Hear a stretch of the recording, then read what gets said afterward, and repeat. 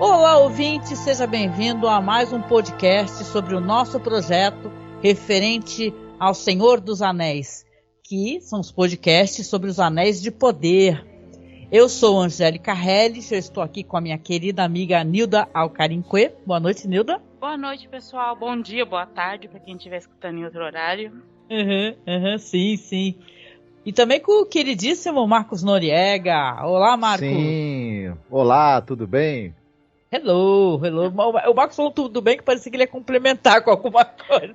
Não, vamos complementar já, né? Eu só vou avisar uma coisa pro pessoal que tá nos ouvindo. Pisa na bola com os Valar pra você ver o que é bom. O Marcos fazendo piadinhas. Mas é isso, antes da gente começar aqui, a gente vai fazer aqui a nossa análise do episódio. Eu quero primeiramente agradecer, claro, todos os padrinhos e madrinhas, quem está nos apoiando, reiterar os pedidos de apoio, porque isso tem nos ajudado muito, tá? Então, se você puder nos apoiar, se você gosta dos podcasts, gosta das lives, você vai aqui na descrição, seja no YouTube ou no Spotify, onde for, na descrição sempre tem lá os métodos de apoio, tá? A gente precisa de padrinhos e madrinhas. Então, claro, quero agradecer a todos que já são padrinhos e madrinhas, né? E pedir para quem gosta da gente e ainda não é, por favor, nos apadrinhe, tá? E esse é um pedido. O segundo pedido rapidinho, né? Que às vezes eu esqueço de deixar pro final. A gente coloca esses vídeos dos podcasts no YouTube. E o YouTube, para poder fazer a monetização, você precisa ter uma quantidade X de tempo de visualização dos vídeos que você posta, né? Ou seja, a gente já tem aqui quase completamente todas as temporadas sobre a série clássica de Twilight Zone. Temos aqui os episódios de alguns podcasts nossos, que agora eu estou colocando lá também. Então, quem assiste pelo YouTube, gosta de assistir pelo YouTube, lembre sempre de tentar assistir o vídeo completamente, que isso complementa o nosso tempo de espectadores, né? E a gente consegue fazer a monetização. E aí, quando a gente fizer as lives, o pessoal pode fazer alguma doação, doar 5, 10, 20 reais, que seja, entendeu? Então, para a gente poder acionar a monetização, a gente precisa atingir esse nível. A gente já conseguiu, com a ajuda das pessoas, chegar a 1.000 inscritos. Foi muito legal isso, agradeço de coração quem se inscreveu. E se você puder, você está escutando no podcast, mas vai ver no YouTube, deixa o vídeo rolar até o final. Costuma ser 1 hora e pouco de gravação, tá? Só essa solicitação logo no comecinho, tá bom, gente?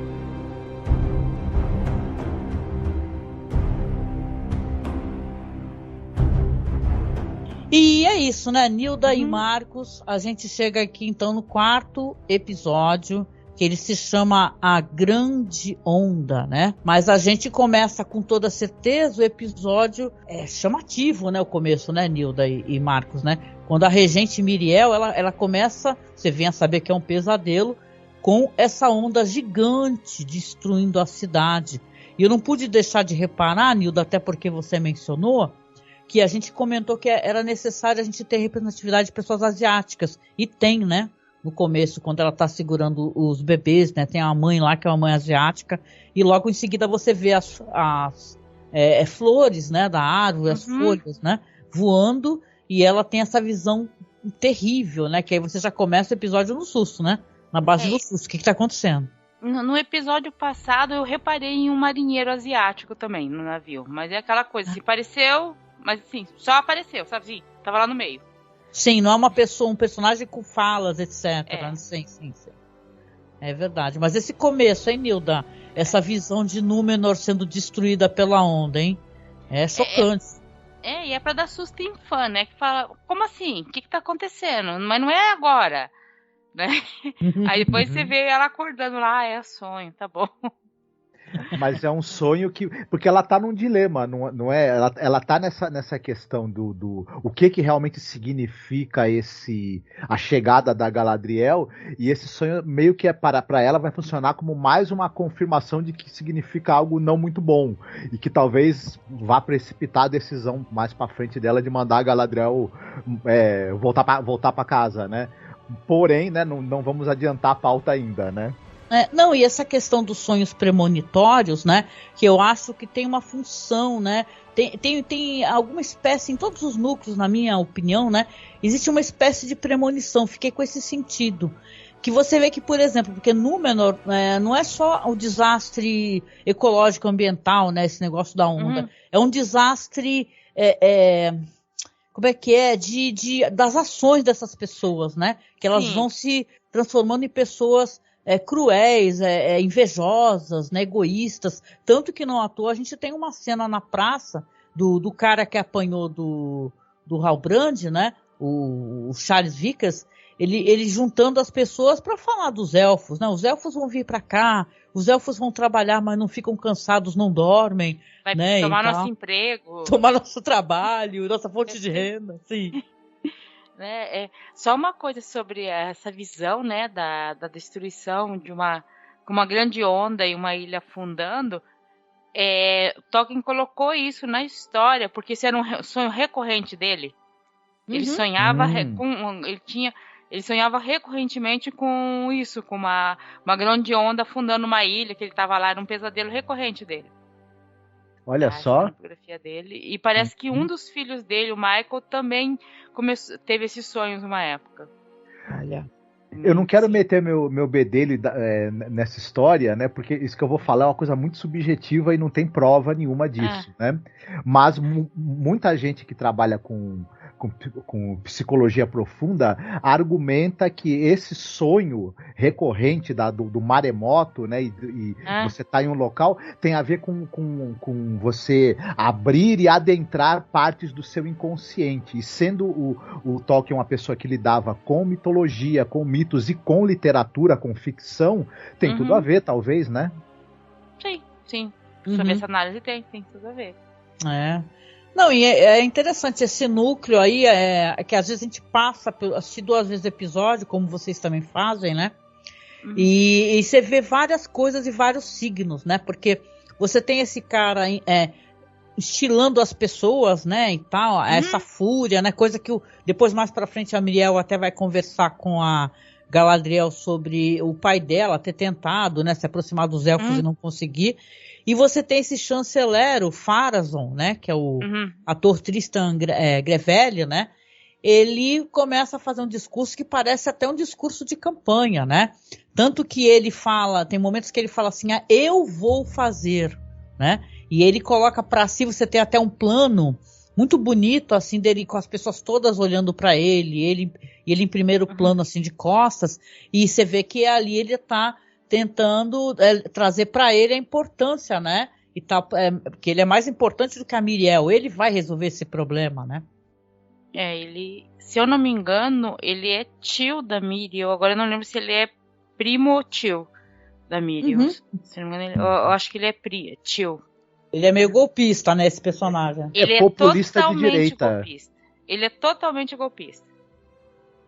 Tanto que ele tá do lado. Ele não falou. Na série não falou explicitamente, mas ele tá ali como, ele é chanceler, né, que seria o segundo em comando, né, e ele é do lado do pessoal que é anti-elfo, né, que é contra os elfos, que nós temos que nos virar sozinhos, que não tem que ter contato com eles, tá? Então ele, nos livros, essas duas facções se formam muitos séculos antes, né, na história, pelo jeito, é uma coisa, não sei se tão antiga assim. Mas o pai da Miriel tentou reconectar os humanos ali com os elfos, mas não conseguiu. Acaba fazendo um paralelo interessante com situações dos dias de hoje, né? Esse populismo de direita xenófobo que está na Europa, na Suécia principalmente, eles fizeram essa besteira, né, de eleger um parlamento cheio de neonazistas xenófobos. Aí a série acaba servindo para fazer um comentário social também de fatos aí que estão na nossa, né, agenda de hoje, né? E é muito pertinente. Verdade. Não, eu vi gente criticando, resolveram colocar política no Senhor dos Anéis. Meu Deus, meu saco.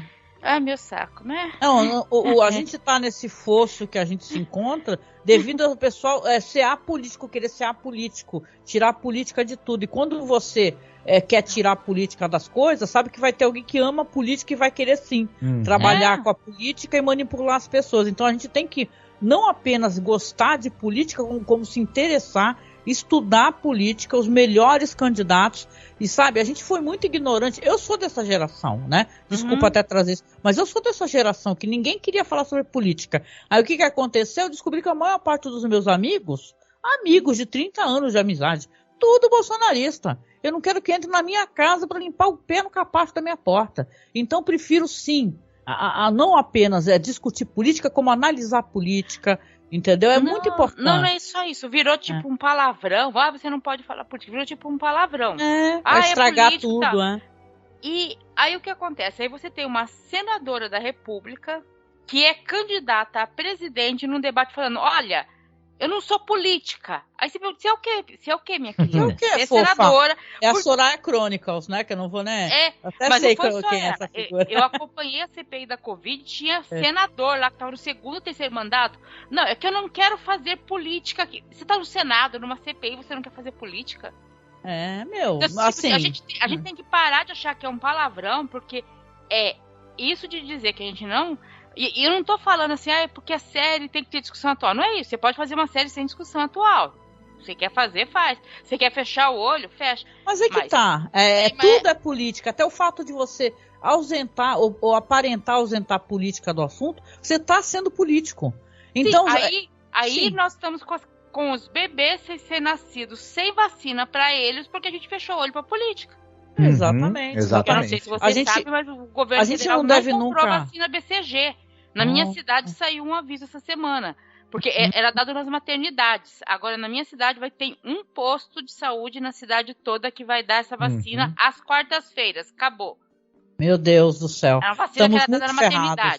Né? Não, e até voltando para a questão da série, né? Porque assim, sim, é política, gente. É política. Esse personagem, o chanceler, ele é um político que, claro, ele quer trazer para ser importância porque ele quer derrubar essa rainha regente. Obviamente, tá meio na cara isso daí, né? E tal. E a questão mesmo, tu vê que o povo, ele é convencido por ele, né? Fala assim, ok, todo mundo feliz no final. Você vai ter depois, rapidamente, também comentando, essa personagem que é a Arien, né? É a Arien, que ela conhece um rapaz muito simpático, que é o Kemen, né? E descobre também que o seu irmão, o Isildur, né? Ele vai ser demitido. Mostra pra gente a cena, né? De como é que ele é demitido do programa de cadetes, que eu fiquei tentando, falei, caralho, qualquer coisa, se a pessoa é demitida do programa de cadetes, deve ter muito cadete, né, querendo entrar. Mas o Isildur, ele já se mostra um grande vacilão, né? Então eu acho que a série tá querendo apontar esse negócio pra gente também, né, o Nilda, né?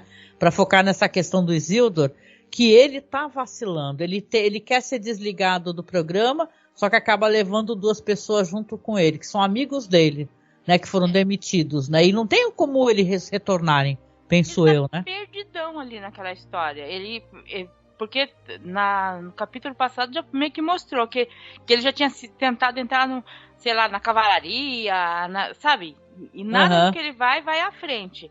É claro que realmente ele tem aquelas vozes que ele escuta, tal, né, chamando ele para outro lugar, porque realmente o futuro dele não está ali, mas digamos assim, nisso ele vira esse vacilão, esse cara que tá atrapalhando todo mundo. Sim. E que não consegue entender a política, não tá conseguindo entender o momento que tá ali, porque a situação tá muito complicada.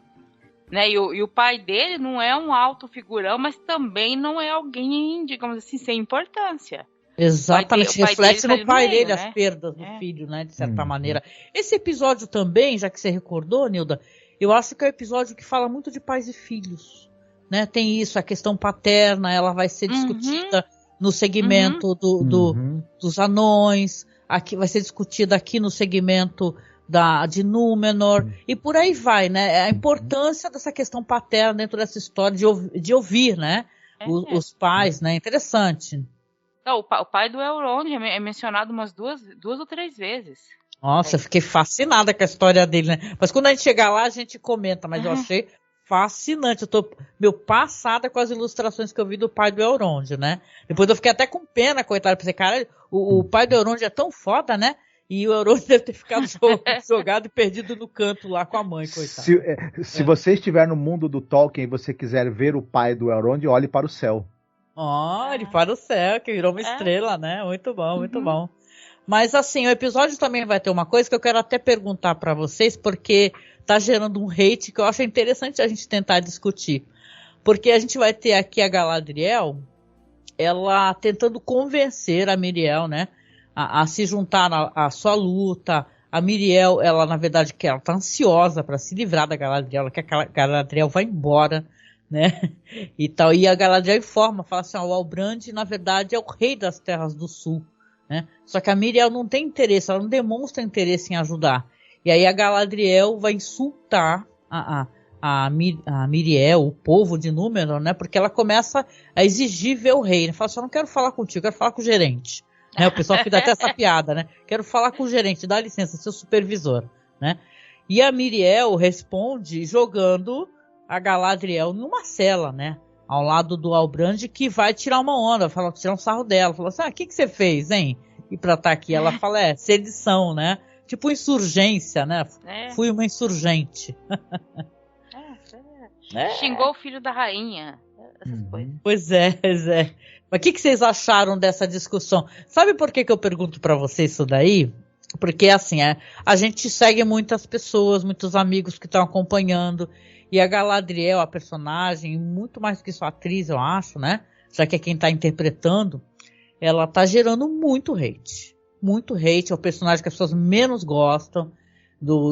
Ainda mais porque é um personagem importante da história. Eu penso assim, né? Porque como a gente falou lá no primeiro episódio, ela é uma atriz fascinante. Essa atriz, a Morfide, ela é incrível. Só que ela é uma atriz, até onde eu pude acompanhar da carreira dela, porque ela também é uma atriz que não é muito veterana, né? Ela é uma mulher jovem. Ela é muito sisuda, essa atriz. E isso é uma questão mesmo de você analisar, o espectador tem uma coisa com isso. O ator, a atriz do personagem, que é um personagem sisudo, sério, que não sorri, as pessoas pegam pinta. E as pessoas estão pegando pinta da Galadriel. Porque se você compara, botar ao lado da Galadriel, feita pela Cate Blanchett, que sim, é uma personagem séria, profunda, né, enigmática, mas ela sorri, ela é gentil, ela tem toda uma aura mística de generosidade, eu penso, né? Quase divina, quase santa, né? E essa Galadriel que está em aprendizado, é o que parece pra gente, óbvio, né? Que ela está aprendendo ainda como lidar com as pessoas, ela é muito arrogante e tal. As pessoas estão tendo muita antipatia dela, Nilda e Marcos. O que vocês acham disso? Eu não creio que seja um problema da atriz. Eu acho que é uma questão mesmo de roteiro. Como escreveram. Sim. Estão escrevendo. Porque assim, ela tá muito adolescente. Sabe assim, que a adolescente birrenta que não tem tato nenhum. Sim. E não era pra ela ser assim. Não é pra ela já ser a Galadriel super sábia, tudo bem, mas ela tá muito, sabe, pra quem perdeu os irmãos, pra quem viveu na Terra-média, pra quem viu o que ela viu até aquela parte... Quem já é uma alma velha, né? Ela deveria ser um pouquinho mais política, ela já deveria ter pego o jeito um pouco do jeito da política. Não vou dizer uma política, como o Elrond ou tudo mais, sabe, que é extremamente político, mas ela tá muito crua, ela tá muito aquela adolescente que não sabe nem falar com a rainha direito, que não sabe blefar, sabe? Pior, é o jeito que escreve mesmo, Nilda, porque, veja bem, até uma pauta feminista, eu vou colocar aqui sim. Esse negócio do cara explicar pra ela o que ela tem que fazer, né? Porque o Halbrand vai falar pra ela, olha, Galadriel, você não conseguiu identificar o que a rainha mais teme, entendeu? Pensa aí, Galadriel, sabe?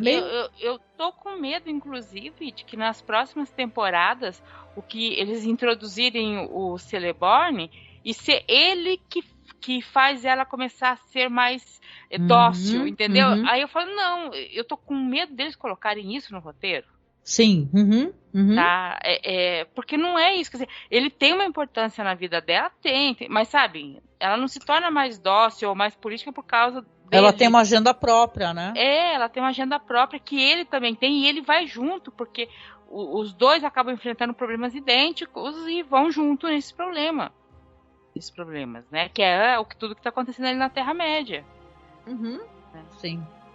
E você, Marcos, querido? Sei que você tem várias considerações também sobre isso, que a gente conversa em off, né? O que você tem a dizer, querido? Eu concordo muito com vocês.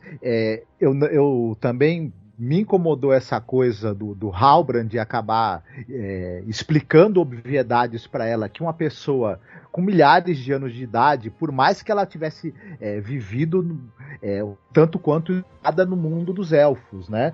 Mas ela certamente ela teria um pouco mais de não a sabedoria da Galadriel que a gente viu no Senhor dos Anéis, mas ela certamente teria uma compreensão um pouco maior das relações, né?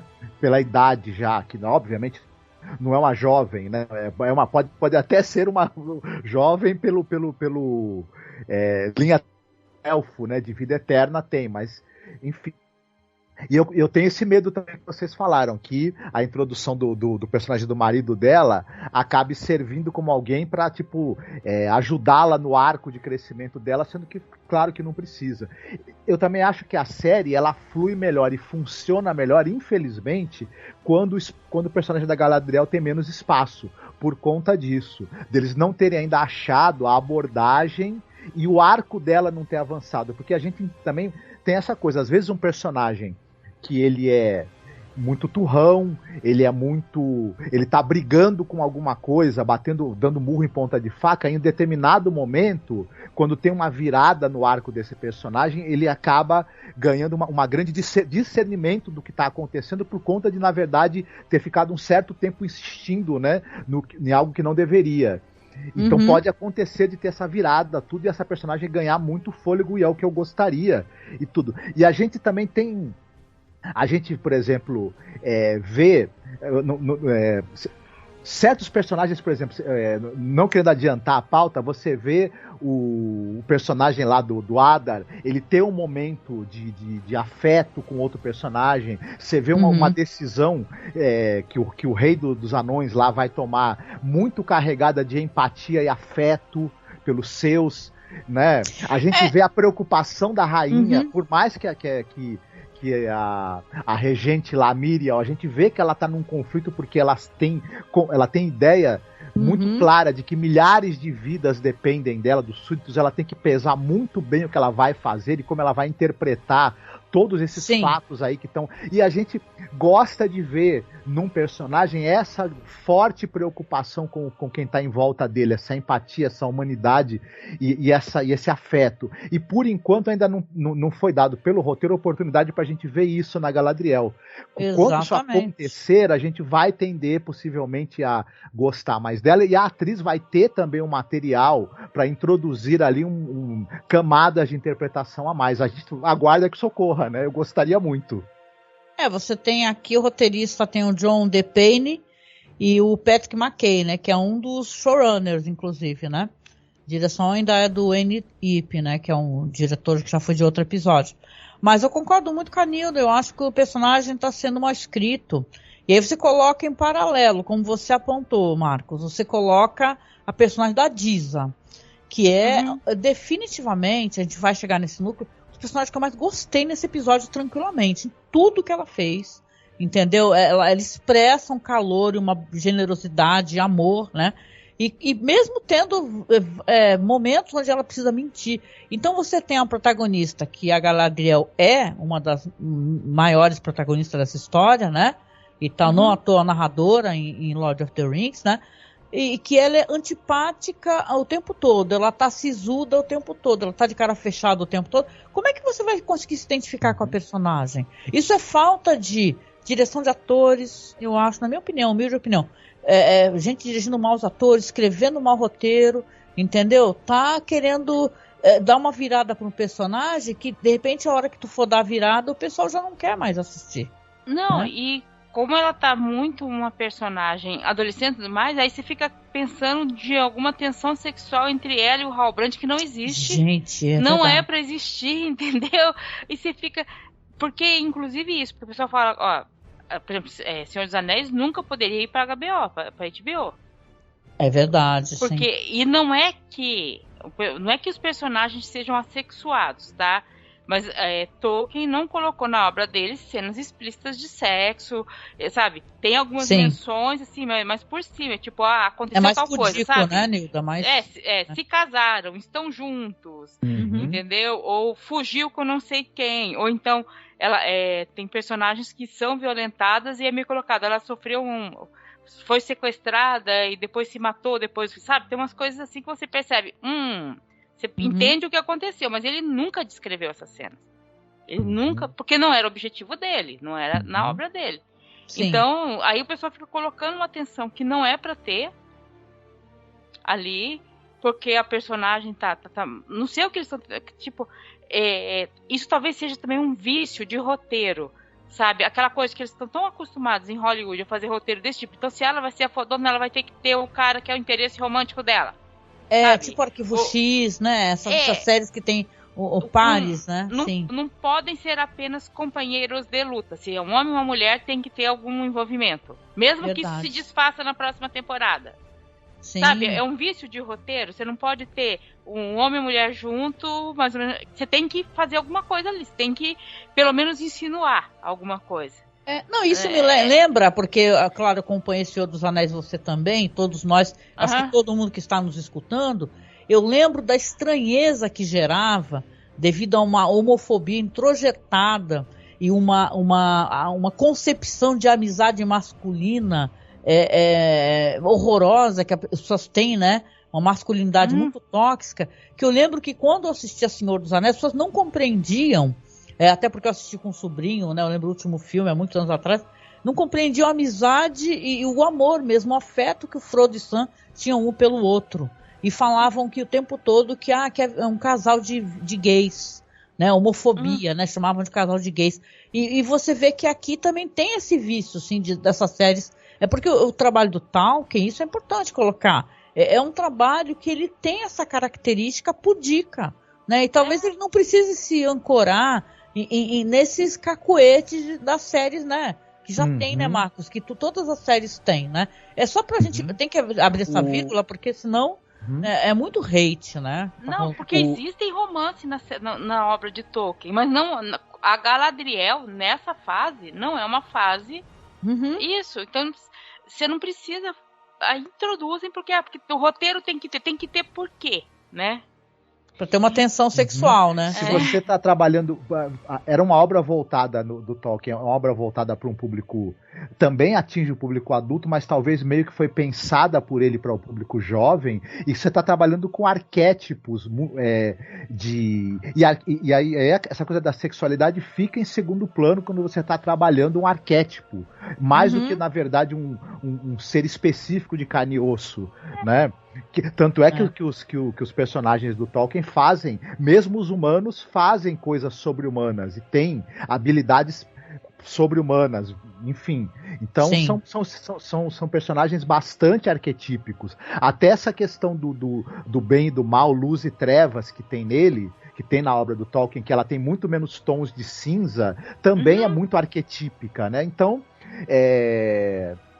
E é bacana isso, é uma abordagem muito interessante, né? Sobretudo quando você está procurando criar uma espécie de mitologia, né? Então, aí, agora, como a Nilda falou, tensão sexual é uma coisa que meio que atrai a atenção do público. O público fica torcendo. Será que no próximo episódio vai acontecer? Não vai? Beijinho. E fica aquela coisa e tudo. E não se encaixa bem na proposta, que é todo esse universo, inclusive é desnecessário, né? É que eu falei, não é que não existe. Eu li vários livros dele, você tem várias insinuações, você tem várias menções, mas não é o foco. Então, sabe?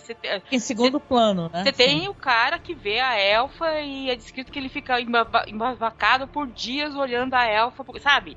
Você pode até descrever isso de outras maneiras. Pode ser que foi uma questão, né? Aquela história dele que ele pediu um fio de cabelo e Galadriel deu 3, né? Isso. é outra coisa. E sabe, outros esquemas, outras maneiras de expressar interesses, até interesses românticos. Então, fica meio complicado. Eu olho assim e falo, gente, mas não tem isso, né? Nilda, isso que eu ia te perguntar, essa abordagem das relações românticas, né, e das paixões, que também aparece na obra do Tolkien. A abordagem, será que tem uma coisa também que tem uma relação um pouco com a coisa de como isso era abordado nos romances de cavalaria, enfim? Sim, tinha muito de como era abordado em romances de cavalaria. E assim, é o que eu falo, não era o objetivo da obra dele. A obra dele era fazer realmente uma história mítica que parecesse um pouco com aquela coisa de um pouquinho antes da Idade Média, porque ele dizia que a Grã-Bretanha não tinha uma história mítica própria, baseada em alguns estudos do começo do século XX. Depois se descobriu que nada daquilo também era tão verdadeiro, mas era o conhecimento que ele tinha, que as pessoas tinham na época, né? Dele fazer. Mas é uma coisa de cavalaria, tudo isso. E se você lê, eu já li, por exemplo, a Demanda do Santo Graal, numa versão bem antiga, que tentava, sabe... Você tem menções a cavaleiros que ficam com as damas e as damas aparecem grávidas depois. Você não tem a descrição da cena. Mas aí você quer porque vai ter que casar com ela. Porque ele ficou lá no castelo dela, sabe? Isso tem mais cara de Game of Thrones, né? House of the Dragon, né? Sim. O Tolkien tem muito isso. Os dois ficaram sozinhos lá na mata e 2000 anos depois apareceram com uma filha, sabe? O Tolkien era o fade out que tinha nesses filmes, né? Quando o pessoal ia deitar na cama, dava aquele fade out, né? Que ficava tudo escuro. É o Tolkien, né? Porque não é só questão da geração dele, gente. Ele teve uma criação muito cristã, foi criado em colégio interno, um padre terminou a educação. Depois que a mãe dele faleceu, quem educou ele o irmão dele foi um padre, que foi cuidar deles, entendeu? Não à toa assim, tem muito padre fazendo review de Lord of the Rings. Já cansei de ver padre. O filho mais velho do Tolkien era padre. Ah, sei. Então, assim, ele era muito... Então ele não vai colocar isso. Mas, assim, eu não tô dizendo que não tem que ter um beijo, alguma coisa. Só que pra mim é um vício de roteiro de Hollywood. Não, e eu acho que a nossa crítica tá sendo a questão, na verdade, que tá reduzindo a personagem a coisas que ela não precisa.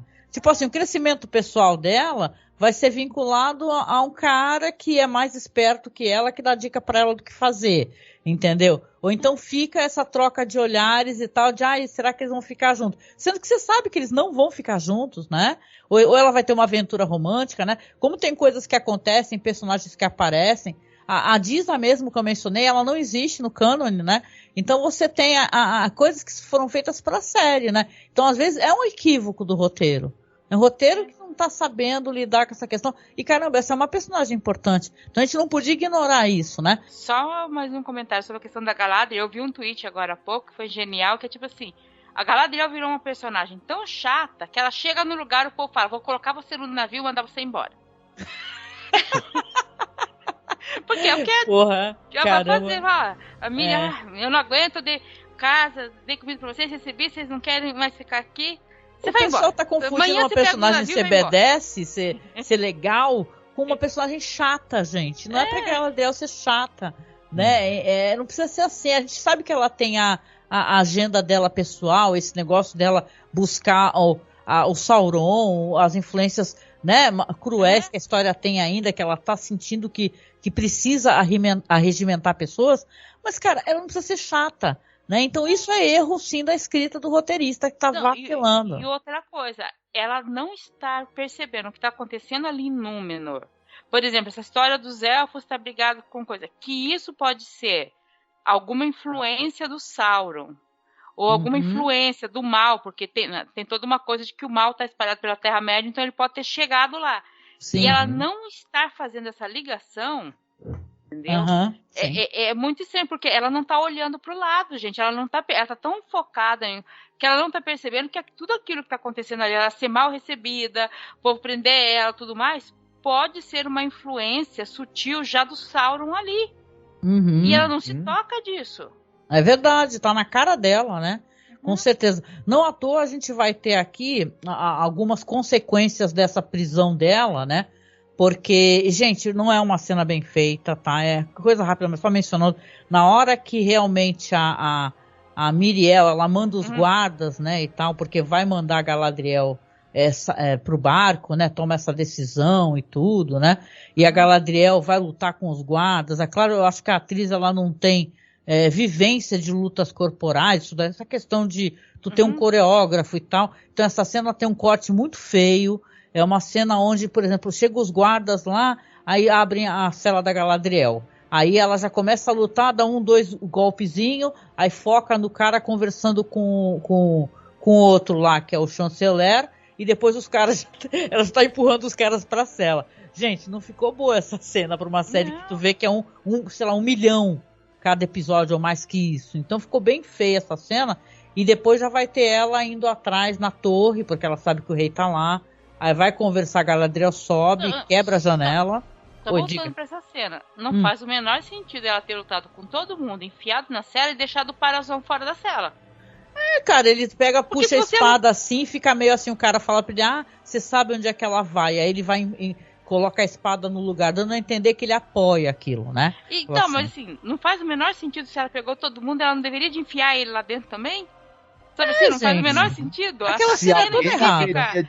Se alguém haveria... Tipo, ela lutou, pegou os guardinhas, mandou embora e os principais, os personagens que tem fala, ficaram só braços dados lá, olhando. Se alguém haveria de ter autoridade de convocar a guarda para persegui-la, seria ele, né? Diga-se de passagem, né? Tanto que depois rola mal bafafá quando tá o Isildur, né? Conversando com a... Mas, gente, é uma cena toda errada, é só uma menção mesmo, porque aqui o foco eu acho que vai ser interessante, que vai aparecer coisas pra gente que nós já nos deparamos, né? Os Seus Anéis. Vai ter ela invadindo a torre, onde ela vai encontrar o rei enfermo, né? A Miriel fala que o pai não tá mais lúcido, né? E tal, ele fica até chamando pela Miriel. O pessoal até manda focar na espada, porque estão achando que aquela que é a espada que o Isildur usa para cortar o dedo de Sauron e tirar o anel de Sauron. O design é o mesmo, certamente. Pode até não ser a mesma espada, mas o design é igual. É verdade. Não, e aí você vai ter a Galadriel... Vem de Númenor a espada, isso é fato. Oi, gente, é isso mesmo. Mas aí a Galadriel vai ter essa conversa com a Miriel, né? E, por sinal, vai mostrar um Palantir, né? Que você sabe que o pai dela, ela conta que o pai dela teve a visão, que é justamente o que começa o episódio, né? Com o Númenor sendo destruída. Depois a Galadriel vai colocar a mão e ela também vai ter a visão, né? Da destruição. Então ela fala, aí a Miriel explica, né, esse negócio, né, Nilda? Se eles deram a ilha em nome da virtude dos homens, eles também podem tirar, né? E a Galadriel diz que a virtude era a lealdade dos elfos, né, e tal. E que a Miriel responde, fala assim, aqui, meu pai acreditou nisso e isso quase o destruiu, dando a entender que o povo não aceita de maneira nenhuma, né? Os elfos, né? Tem uma inveja, né? Esse é um dos problemas que está sendo para encaixar o roteiro, as coisas na série. Realmente há uma briga grande, mas a essa altura do campeonato, o Sauron já tinha aparecido lá e envenenado o povo contra os elfos. Porque os elfos, não os elfos da Terra-média, mas os elfos lá de Valinor, tá? Eles vinham constantemente visitar essa ilha. Assim, constantemente pro padrão élfico, mas de vez em quando eles recebiam navios de lá. Aí eles pegavam mensagem dos Valar, pegavam conhecimento, trocavam ideias, sabe? E tinha uma certa inveja, pelo que eu entendi também, né? Dessa vida eterna, né? Aí o que acontece? O Sauron aparece lá, mas ele aparece com outro nome, ninguém reconhece ele como ele é, né? E ele vai envenenando o povo. Uma das coisas é aquilo de que eles não dormem, eles vivem para sempre, nós humanos não vivemos para sempre. Por que nós humanos não vivemos para sempre se os elfos podem viver? Há todo um envenenamento, mas isso aconteceu bem antes. Então a série fica meio deslocada, de que você não entende de onde saiu isso. Só fala, porque eles não se dão bem com os elfos. Mas não era sempre assim. Né? E foi uma coisa que foi acontecendo com o tempo. Então, você foi envenenando as pessoas. Você vai dizer aquela coisa, eu não quero. Que aí acaba sendo aquele discurso lá do cara. Eles vão tomar nosso emprego, sabe? Porque é bem isso que o cara tá falando. Eles são melhores do que a gente, eles vão fazer as coisas, a gente vai perder o nosso ponto de sustento. O que não aconteceria, porque os elfos, eles dividem as coisas, entendeu? Não tem esse segredo. O que é segredo eles não mostram mesmo, né? Mas o que eles e eles levam, fazem lembas também, né? E tem a mãe que faz comida foda, né? Até deveria ser legal passar essa sabedoria, né? E tal, né? Eles passam muito parte da sabedoria para os humanos, né? Mas isso é uma coisa que acontece. Então, realmente foi toda uma mentalidade envenenada ali. Criada, e já foi criada pelo Sauron muito tempo atrás. Só que na série eles não estão conseguindo trabalhar isso. Entendi. Fica meio estranho. Ficou estranho, porque não tem ninguém falando. Deveria ter tido algum diálogo, tipo, há centenas de anos atrás. Podia não falar o Sauron, mas poderia falar. Há centenas de anos começou uma briga, sabe? Alguém explicar a origem dessa coisa. A gente fica realmente achando, né, se perguntando o porquê dessa animosidade, né? Até porque a gente conhece que a gente, como a Nilda mesma falou, o que a gente conhece dos elfos é bastante benigno, né? Se não são um povo que tenha uma vontade de viver agregado com outros o tempo todo, tem uma atitude generosa em relação aos outros, né? Guardam a sua, digamos assim, né, a sua privacidade dentro do seu núcleo ali de convivência entre eles e segredos e algumas práticas que são próprias apenas para eles, mas são generosos em relação aos outros povos, até em termos de, a gente acabou vendo, né, em vários momentos, de oferecer suas vidas, né? Até. Então, porque existe um problema em relação à Terra-média, tem alguns conflitos de humanos com elfos, mas especificamente na Ilha de Númenor, a Ilha de Númenor é das pessoas que ajudaram os Valar, que ajudaram a derrotar o Morgoth, sabe? É um povo abençoado. Os reis dependem de um meio-elfo, que é o irmão do Elrond, que é o Elros. Entendeu? Então, tem toda essa origem lá, que depois teve algum problema, criou essa inimizade, mas isso ainda tá. Então fica parecendo que é uma picuinha, que é uma briguinha, sabe? Mas não é uma briguinha, é uma coisa política muito mais antiga. Ela foi implantada, né? Sim. E não foi contada e fica parecendo que é uma briguinha, porque jogada, é um carinha só brigando com a outra, sabe? Não é muito maior. Sim. E é uma coisa assim, a gente se pergunta, né? Porque chegou a Galadriel ali, ela na verdade foi recolhida de um navio, né? De um naufrágio, enfim.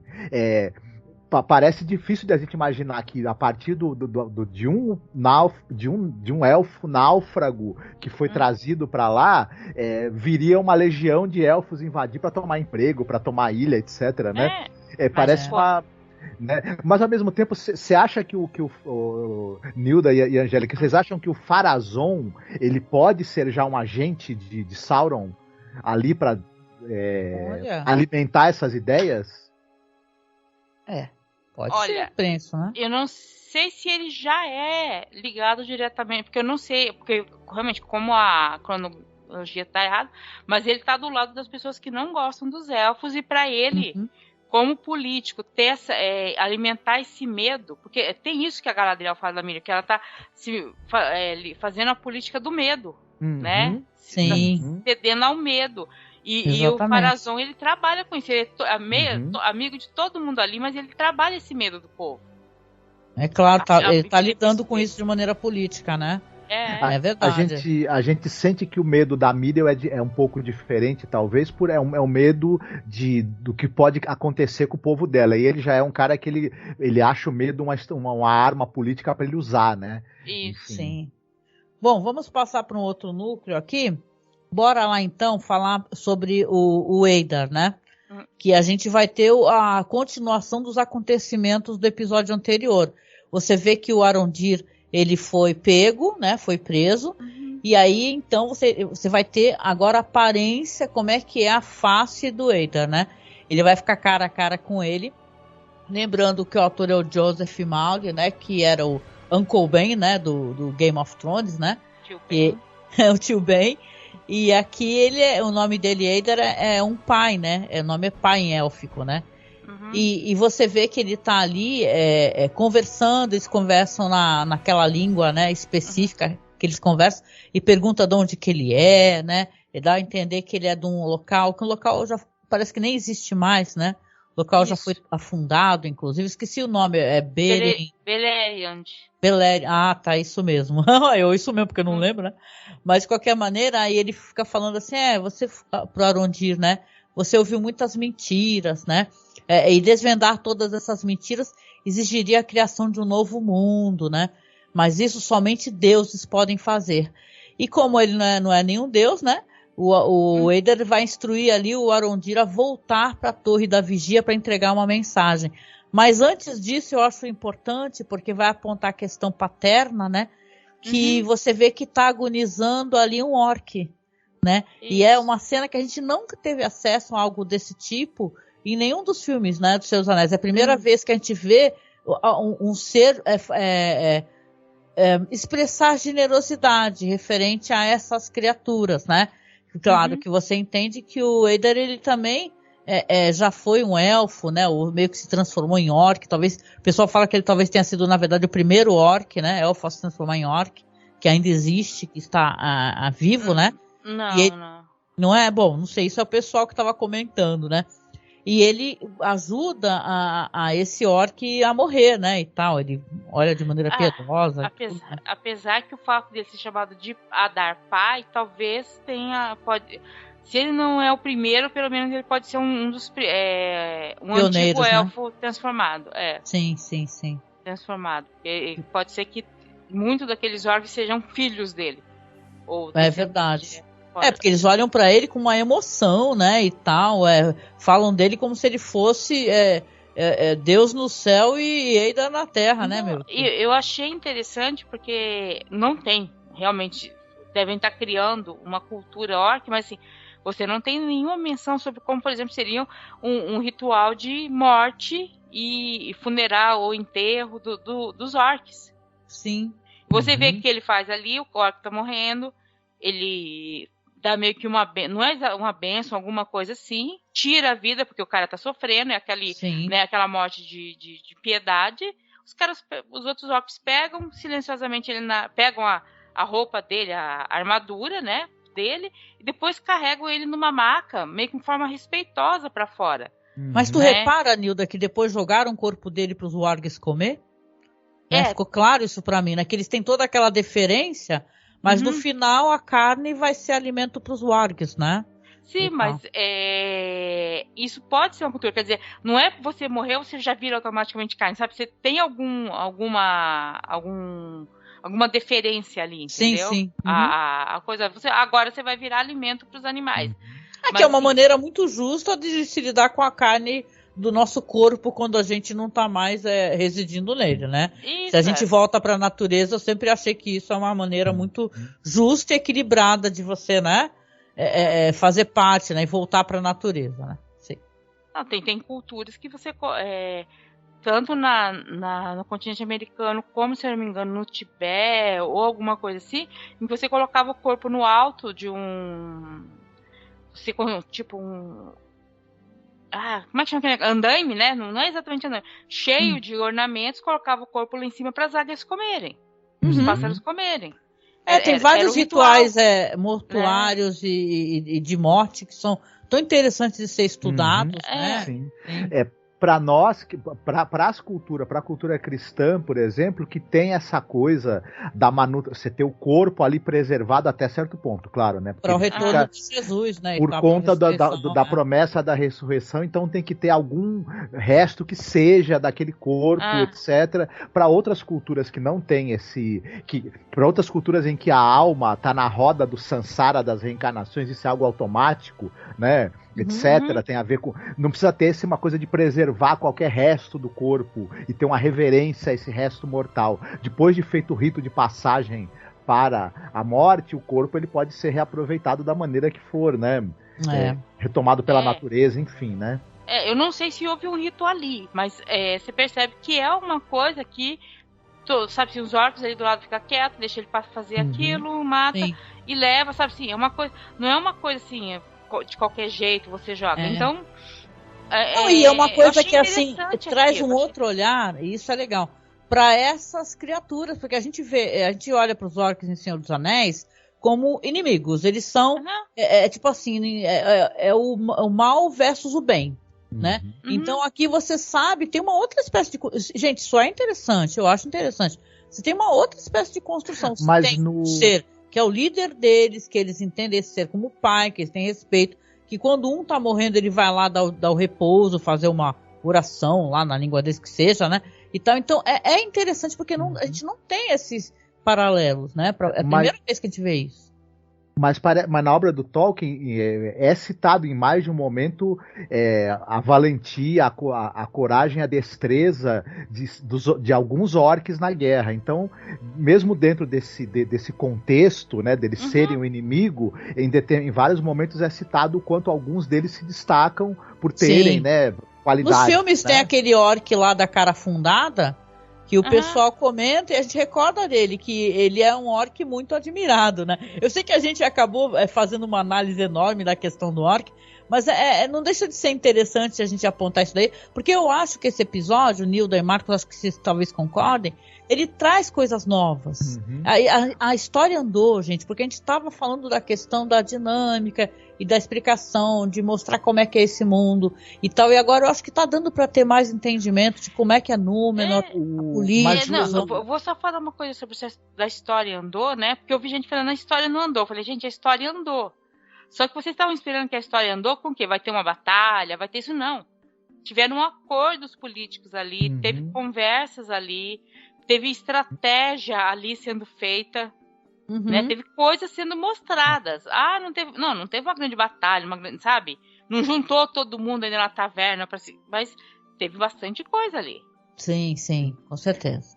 Eu achei interessante que, não quero também ficar adiantando pauta, mas esse roteiro tem uma estrutura, ele parece que ele tem dois, digamos assim, corações dramáticos ali, pontos nevrálgicos da drama e de espelho nos três núcleos, que é essa coisa do pai, né, que vocês já citaram, né, que é muito interessante, bonita, e acontecem coisas que a gente não espera, né, como por exemplo essa atitude do Eidar, e essa coisa dos três reis ou patriarcas e líderes tendo que tomar decisões que a gente não esperaria, né. Sim. E que às vezes até contrariam o que você espera de alguém por exemplo, você não espera um anão ter uma decisão que contraria a ganância, o desejo por acumular coisas, né? Chegaremos lá, falaremos já desse núcleo, já. Você não espera um orc ter uma demonstração de carinho e afeto, né? Do jeito dele, e você não vai esperar o que a gente vai ver no final do episódio a regente também de Númenor fazer, né? Sem querer entregar. Só essa coisa de sendo de paz, né? Não à toa o episódio começa com aquela cena com as crianças. Apesar de terem mães ali, mas assim, é paternidade e maternidade, né? Relação de pais e filhos. A cena começa com uma consagração de crianças na cena. Quer dizer, é lindo. É muito o tom do episódio todo, apesar de tudo, né? Sim. Não, só queria aproveitar e mencionar, já que a gente tá nesse núcleo, que acontecem bastante coisa, né? E tal, você vai ter essa parte, como a gente mencionou, do Arondir com o Eidar.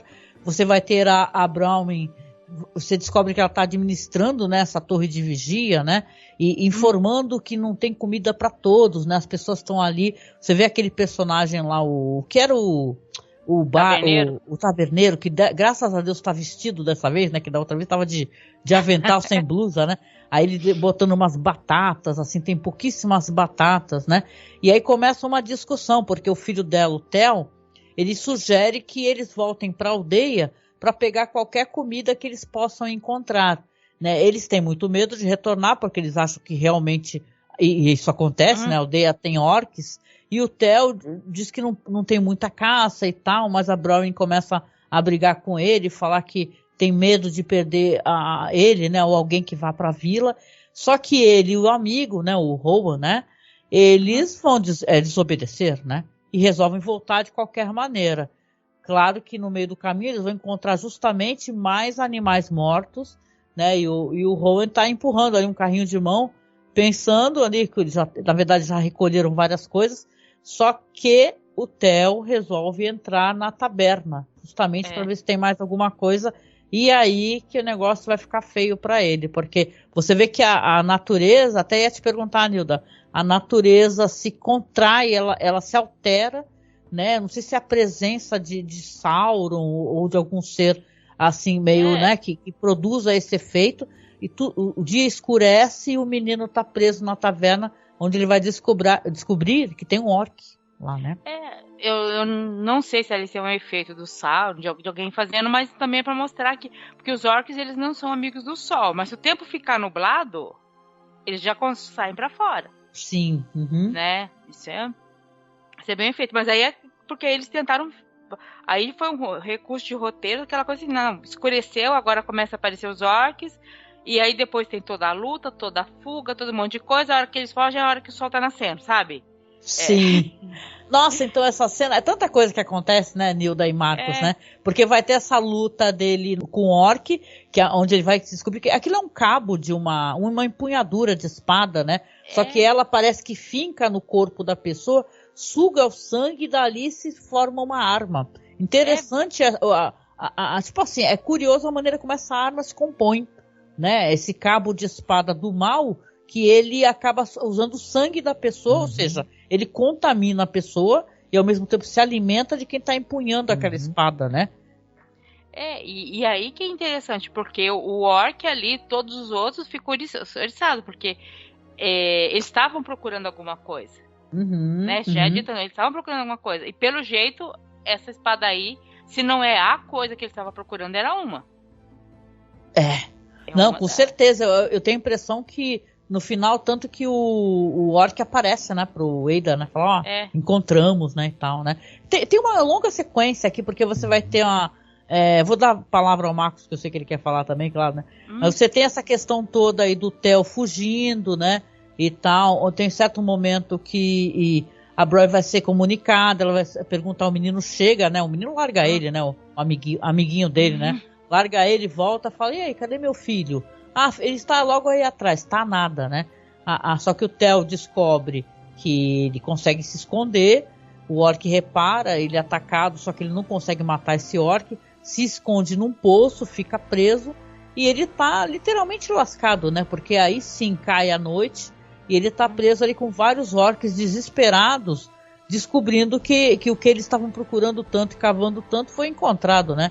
Até o aparecimento do Arondir, totalmente, né, salvador, né, e tal. No momento em que o menino consegue, ele acha que pode fugir, ele é pego, o Arondir vai lá e ataca, né. Eu queria até perguntar, o Arondir deve ter roubado esse arco de algum orc, né, só pode, porque ninguém ia dar pra ele um arco, né, que ele aparece com arco e flecha, né. Tem aquela cena da floresta que é super bonita, câmera lenta e tudo, né. E tal, dando no que a Nilda comentou do sol, né? Que dá a entender que passou-se uma noite inteira. E os orcs estão ali na escuridão, não podem sair, né? Do meio da escuridão. Com certeza ele roubou aquele arco, da onde não sabemos. Sim. Vocês acham também uma pergunta, que o Adar, ele propõe essa coisa de que os humanos que ali estão refugiados na torre, se eles deixarem as terras ali definitivamente e jurarem lealdade, eles podem ser poupados. Mas vocês acham que também tem uma coisa aqui, porque em alguns encontros que houve entre alguns elfos que estão ali e os humanos, vários orcs morreram, na verdade, né? Será que o Adar também não está pensando, tudo bem, a gente pode invadir lá, matar todo mundo, mas quantos eu vou perder se esse pessoal no fim for mais casca grossa do que eu estou pensando, né? Pode ser, né? Ele dá esse ultimato, né? Ele mandou o Arondir lá pra onde tá a mulher lá por causa do ultimato. Falou, ou vocês se unem a gente ou vocês vão ser atacados, né? Essa espada também tem uma coisa que o Sauron era um cara com muitas habilidades também de forja, né? Ele e tudo. E será que essa espada pode ser tipo o cunho próprio dele? E ela me lembrou um pouco aquela espada do Elric, a Stormbringer, né? Que ela bebe o sangue também Olha. Das vítimas dela, né? Da onde ela que é? Do Elric? Do Elric. Mas fala o que é. É um quadrinho, né? Não, é uma série de livros do Michael Moorcock. Foram bem depois do Senhor dos Anéis.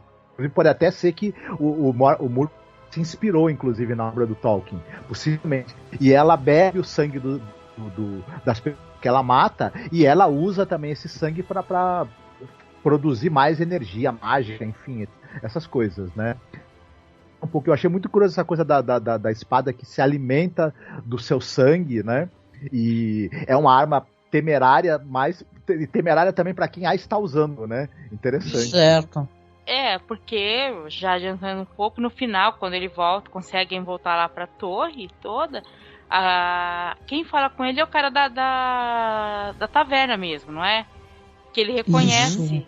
Porque eles pegaram essa espada embaixo do subsolo da casa de outra pessoa. De alguém que morava lá. E essa pessoa a gente descobre que era dele, né? Que era dele e que ele sabe que essa arma é do mal. Que isso daí não tem poder, né? Não cria uma impressão dessas histórias de caras que ficam guardando essas armas e roupas nazistas, né? Que a pessoa é fã, né? E fala, eu sou fã, olha aqui, né? Fica com essa impressão, é um mal que tá ali, que ele não tá dormindo, né? O cara tá ali infiltrado. Sim. Mas tem aquela coisa, porque o Marcos tá perguntando, né? Esse ultimato que ele fala pra onde transmitir, porque é pra eles saírem da Terra, deixar a Terra pra eles e eles obedecerem também o que estão falando. E aquele povo ali, eles já foram subjugados pelo Morgoth e pelo Sauron. Uma parte prefere o Sauron aos elfos, porque eles têm bronca. Outra parte tá apenas sendo oprimida ali, porque tá ali. Então, no que ele dá esse ultimato, ele também tá jogando com medo dessas pessoas. Porque elas não confiam 100% nos elfos.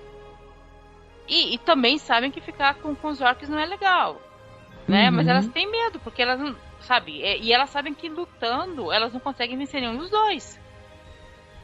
É verdade. Então, entre a foice e a espada, né? Sim. Nessa época, os orcs já se alimentavam de carne humana se tivessem a oportunidade, inclusive? Eu acho que sim. Então é melhor não fazer, né, aliança com eles, não. Vai que, né? É um dia que a comida pro lanchinho deles acabou, eles estão lá aliado, eles olham pra você e falam. Situação, né? Sim. Eles, como eles são muito. São elfos, pessoas, seres extremamente corrompidos, eles não têm muito pudor de onde que vem, se a carne vem de humano, se vem de bicho, sabe? Não tem muito pudor em relação a isso, não. Se não faz mal, tô comendo. Põe no espeto e como, né? Interessante. Então, põe no espeto, às vezes nem no espeto, né, Nilda? Vai no cru mesmo, né? Não tem problemas em relação a isso. Mas assim, não é só questão de estar comendo a carne, porque é um ser, eles são mais fortes, sabem lutar melhor, são ligados diretamente ao mal, então você tem medo desses seres, né? Verdade. E aí, vamos lá para a parte lá de Khazad-dûm, que é muito bonita, né? Você vai ter aqui o que eu coloquei até no segmento aqui como Segredos dos Anões, né? Você começa ali com o Elrond e o Celebrimbor, né? Que é o Charles Edwards, né? Eles estão ali supervisionando a construção da torre. E o Celebrimbor, ele tá perturbado com alguma coisa, né? Ele fala pro Elrond que o príncipe Durin, né? Durin IV, né? Isso. Ele está escondendo alguma coisa. Ele está evitando eles e tal. Aí o Elrond, ele vai viajar para Khazad-dûm para poder falar com Durin. Só que ele não está lá. Quem está é a esposa dele, a princesa Disa, que é interpretada pela Sofia Nonvete de uma maneira, nossa, dele, tipo assim, gente, tudo que a Galadriel tem de antipatia, ela tem de empatia, né? E de são cenas deliciosas, né? Aí ela começa a enrolar ele, né? Fala assim, ele não está. Aí o Elrond começa a suspeitar, poxa, se ele não está, por que você está fazendo o prato preferido dele? E se ele foi para minerar na mina de quartzo, por que ele deixou o martelo dele aqui, as ferramentas? Aí ela vira para ele e fala, você está falando que o Manã está mentindo na casa dela, né? Olha, vai ferver o negócio, hein? Aí ela tem respostas para tudo, né? E ela lembra que o Elrond, ele é um estranho ali, ele é um visitante, né? Mais tarde, quando a Disa encontra o Durin e comenta isso, né? Fala, o elfo tá suspeitando, né? E tal. Você tem a visão do elfo, que é a visão além do alcance, né? De tanto ele quer, também, né? Tá? E o ouvido também. Ele tá lendo os lábios, aparentemente, ouvindo tudo, e eles estão conversando ali. Ele pega a mina depois do espelho d'água e tal. E aí ele resolve, porque enquanto eles estavam ali conversando, ele e a Disa, as crianças estão brincando. Eu também acho que isso é um pouco forçado, é uma conveniência de roteiro. As crianças estão falando aquelas frases lá, 1, 2, 3, a pedra, não sei o que lá, e tal. E ele, por algum motivo, quando chega nessa mina, começa a pressionar as paredes e aí começa a cantar 1, 2, 3, nananirará. E porra, não força, né? O roteirista... que o elfo vai ter... Tipo assim, o elfo ser inteligente e ter a visão além do alcance. Mas ele ser o Sherlock Holmes ler pensamento, ele ainda não lê, né? Mas, assim, eu acho que é forçado, assim. Sim, mas, sim, ok, a história precisa andar, né? De qualquer maneira, você vai ter o Durin encontrando com ele e já acusando ele. Falando, porra, eu sabia que você tava aqui né, investigando. Você tava aqui querendo ver o que a gente tá fazendo... Só que o Elrond fala, não tô entendendo o que você tá falando, a única coisa que me importa é a tua amizade, pô. Elrond, né? Alguma coisa tem ali também. Mas de qualquer maneira, é um começo muito intrigante. Você vai ter as consequências disso daí, porque eles vão conversar e o Durin vai acabar contando realmente o que eles estão minerando. E você se surpreende que é Mithril, né? Lembra que a gente conversou, Nilda? Né, aquele brilho que tinha, a gente falou, será que é Mithril? E realmente é Mithril, né? Só que Mithril é muito perigoso de escavar. E o rei, que é o pai dele, ele proibiu ou restringiu essa mineração desse minério em nome da cautela, como o Marcos falou, né? Das pessoas não correr o risco, então minerar muito profundamente, vai que você acorda um Balrog nessa daí, né? Se você ficar minerando, né? E esse rei, você vê que ele é uma pessoa muito... isso é interessante porque vai de encontro ao que a gente tem no nosso imaginário assistindo o Hobbit, os filmes pelo menos, aonde dá a entender que os anões eles são gananciosos, eles são capazes de qualquer coisa, e aqui você tem um rei, que é o pai do Durin, que fala que não vamos minerar mais, porque pode colocar em risco esses anões. Como acontece, né? Que acontece o desmoronamento, né, do local. No Senhor dos Anéis também, porque o Gimli não é um exemplo de prudência e temperança, né? Mas enfim. Não, mas uma das coisas, porque os anões são muito ligados à terra, muito ligados à mineração, tal, mas essa coisa da ambição mais desmedida deles ela é ressaltada quando eles ganham, os reis anões ganham os anéis do Sauron, porque o Sauron faz vários anéis, ele entrega 9 para os humanos e 7 para os reis anões. E esses anéis que o Sauron entrega, ele ressalta o que é de negativo na raça, na pessoa. Vai manipulando a pessoa também, né? Então, Sim. Os anões se tornam mais pessoas... isso que você tá falando, sabe? Vão mais atrás de dinheiro, mais ambiciosas, mais ranzinzas. Depois que eles têm esses anéis são dados para eles. Então esses anões são um pouco diferentes dos anões, sim, do Senhor dos Anéis, porque são os anões que apesar de terem uma cultura bem diferente, apesar de eles sempre terem alguma intriga em relação aos elfos, eles ainda não foram corrompidos pelo Sauron. Isso é interessante da gente pensar, e eu achei interessante com a maneira como a série colocou isso também, que, por exemplo, a gente percebe esses traços, né, desconfiança, animosidade e uma certa ganância neles, mas isso é temperado pela razão e pelo coração, né? Sim. Enfim, pelas amizades, pelas relações, e é interessante a gente poder perceber esses traços que depois, como você mesma falou, eles vão ser sobressaltados e vão se sobrepor por conta da influência do anel, né? Interessante sabe uma parada essa meio construção. Doida? Sim, perdão, assim, uma parada meio doida que essa mineração e a maneira como eles fazem a mineração é uma coisa quase religiosa. Parece que eles têm uma simbiose com essa montanha, né? Você vê tanto que tem uma cena, quando vai tudo desmoronar, a cena que é o final da cena, onde o pessoal tá fugindo da floresta, indo pro campo aberto, e os orcs estão na floresta, e aí começa aquele canto. Pô, aquilo é lindo demais, é lindo. E é a Disa cantando.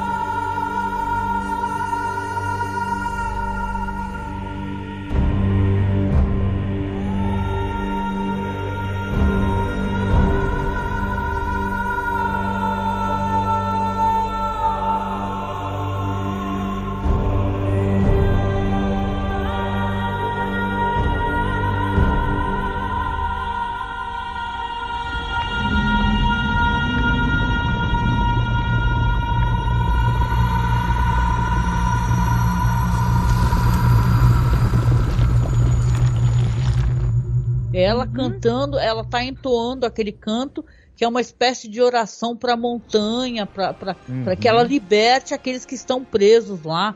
Pô, aquilo é muito bonito, porque é uma cena que tem um foco grande. O Elrond olhando interessadíssimo, né, para aquilo e falando, nossa, ele pergunta o que é isso que eu acabei de assistir, porque é lindo, né? A atriz que faz aquela voz, a voz é dela, aquilo é inacreditável. É lindo demais. Dá a entender que é um ritual deles que não exige segredo, mas também que pouquíssimas pessoas devem ter visto. Pessoas de fora devem ter visto. Sim. Né? Porque é uma coisa interna deles ali, mas isso já tinha falado anteriormente, quando ela fala que ela canta para as pedras e tudo mais. Porque a relação dos anões com... Assim, a origem deles, dos anões, quem criou eles foi o Valar, ligado à terra, à mineração, que criou as montanhas, que criou os minerais. É esse Valar que criou os anões, tá? A origem deles é ligada a esse Valar. Então eles foram criados na pedra. Tem toda uma história de que antes deles surgirem no mundo, os 7 primeiros anões foram colocados em túmulos de pedra e depois que surgiram. Tem todas umas coisas assim. Então a ligação deles com esse é quase simbiótica mesmo. É aquilo de cantar para pedra para descobrir qual pedra eu posso escavar, qual pedra que eu não posso, sabe? No Senhor dos Anéis tem um pouco isso que o Durin, o Gimli fala, quando eles vão lá encontram uma caverna, ele fala que o Legolas fala, vocês vão chegar aqui e vão minerar tudo. Ele fala, não, a gente vai chegar aqui, vai conversar, vai ver o que pode ou não ser minerado ou tirado, porque é uma caverna muito bonita que eles acham no Senhor dos Anéis. Ele dá a entender assim, que aquela caverna ele achou tão bonita que provavelmente não iria ser escavada por eles, ia ser só, como ele falou assim, melhorada para poder viver, sabe? Eles têm toda uma coisa, eles vão viver lá dentro e eles têm toda a simbiose com a terra, com a água. Tem aquele monte é muito bonito. De água passando ali, que aí você dá pra entender que provavelmente eles usam a força da água para ajudar a minerar, para fazer tudo, mas também porque existem lençóis freáticos e existe água no subsolo, né? Sim. Você tem que saber viver com isso. É um mineral também, né? A água. Exatamente. Esse momento que ela canta é muito bonito, é um momento de encanto mesmo pra gente que tá assistindo, né? E é uma coisa curiosa, porque parece o canto dela vibrar de uma maneira como se quisesse se harmonizar também com a vibração das rochas e meio que ter um diálogo, né? E é quase que um ritual de geomancia que ela tá ali fazendo, né? Com aquele canto dela. Eu achei isso bem... Mas é geomancia, é exatamente o que ela faz. O que ela falou, esse negócio dela cantar para o veio exato de pratas, né? Que ela consiga atingir, que ela consiga entender. É um místico, né? E se você vê em Senhor dos Anéis, como a Nilda já comentou aqui, esse negócio das pedras importantes, Palantiri, que também foram fabricados pelo mesmo pessoa que fez aquelas pedras, né, Nilda? Das histórias do começo do Silmarillion, né? Foi o Fëanor que fez. Então tem tudo a ver sim, Marcos. Você tem razão, querido. Nilda, só uma pergunta que eu queria aproveitar.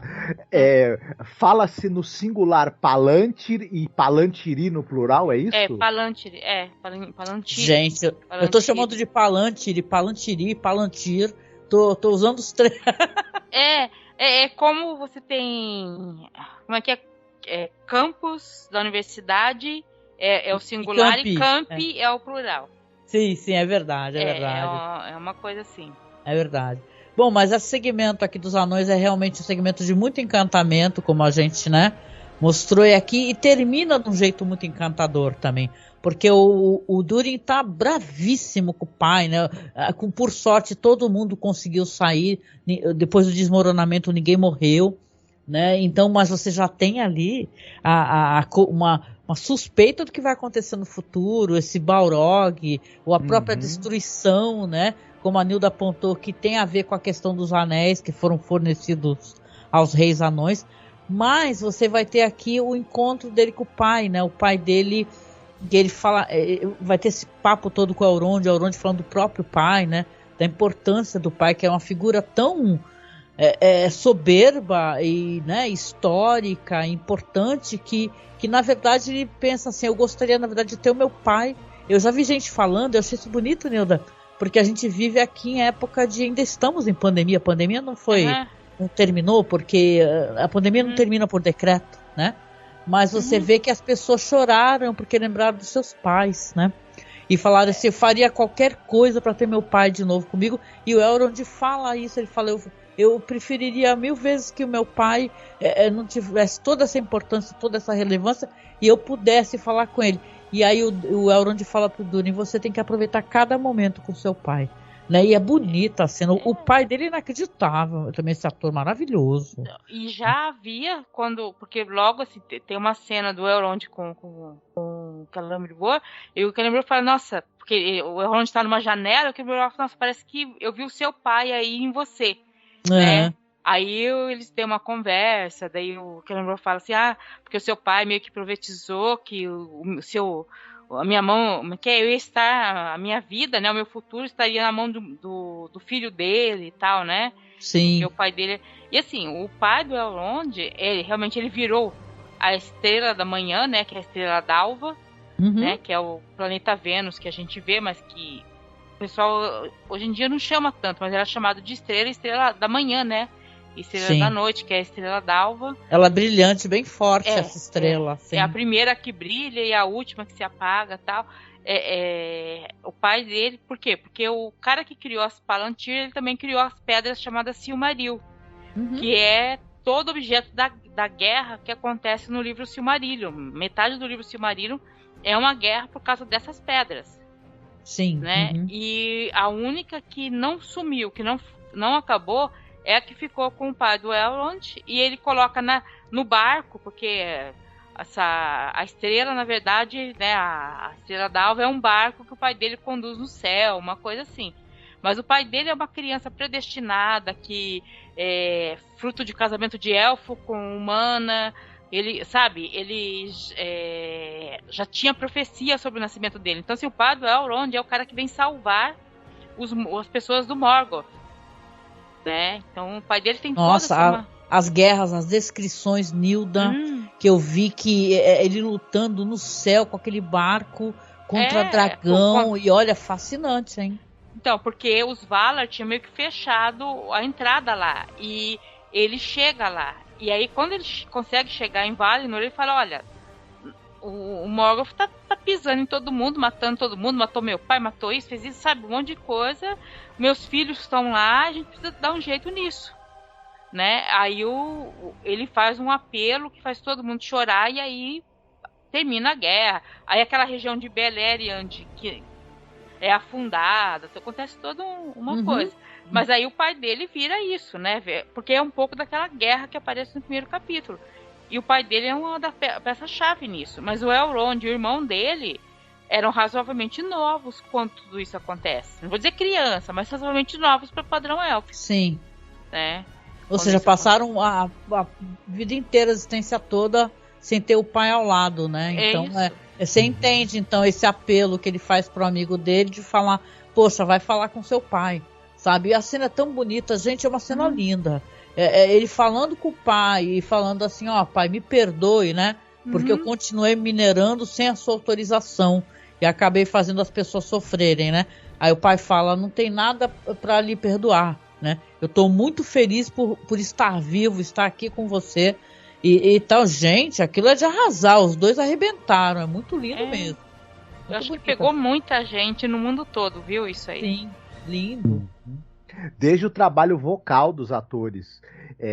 Você tem essa coisa muito bem pensada da voz do pai dele carregar digamos assim, uma força, uma experiência, uma vivência maior do que a do filho. Quando eles estão conversando, você sente a diferença do que cada um traz de história atrás de si na própria voz, né? Embora o Durin, perto de outras pessoas, a voz dele pareça uma voz também de trovão, né?